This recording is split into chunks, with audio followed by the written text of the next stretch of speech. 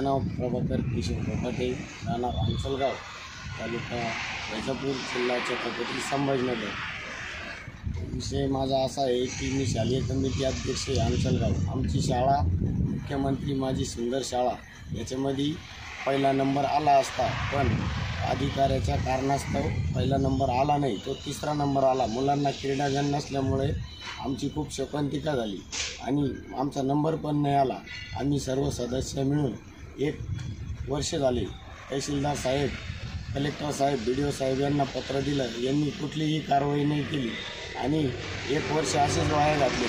त्याच्यानंतर असे जर अधिकारी आपल्याला वेळोवेळी जर असे मार्गदर्शन करीत असले, जिल्हा परिषद प्राथमिक शाळा नक्कीच बंद पडल्याशिवाय राहणार नाही।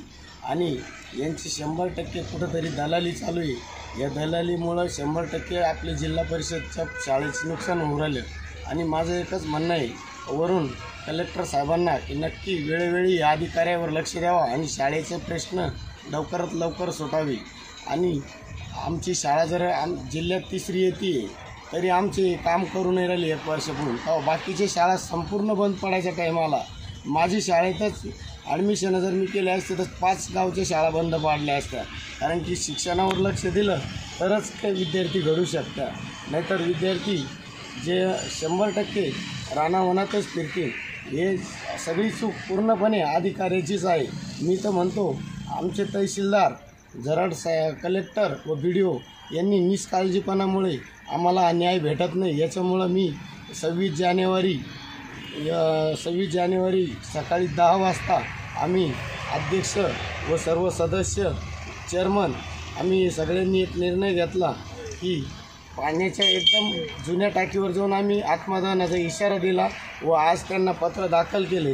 लवकरात लवकर आमची काळजी करावी यांनी, नाहीतर पुढचा पाऊल वेगळाच होईल, झाल्याशिवाय राहणार नाही। कारण देश स्वतंत्र झाला, भगतसिंग, राजगुरू, महात्मा गांधी या लोकांनी काय केलं आणि आत्ताचे अधिकारी लोक काय करताय याची सगळ्यांनी जाणीव घ्यायला पाहिजे। आजच्या अधिकाऱ्याचा प्रश्न सगळा शासकीय कामावर लक्ष द्यायचं नाही। मुलं घडवले तरच भारत घडेल, नाहीतर मुलं 0 होऊन जातील। आणि जुने जे इंग्रजांचे दिवस आहे ते 100% या अधिकाऱ्यामुळे आल्याशिवाय राहणार नाही। एवढं बोलून मी माझे 2 शब्द संपवतो आणि नक्कीच आमच्या शासनाने नक्की आमच्या शब्दाला मान द्यावा व अधिकाऱ्याला सुनावणी करावी। एवढीच बोलून मी अध्यक्षाच्या वतीने संपवतो। जय हिंद, जय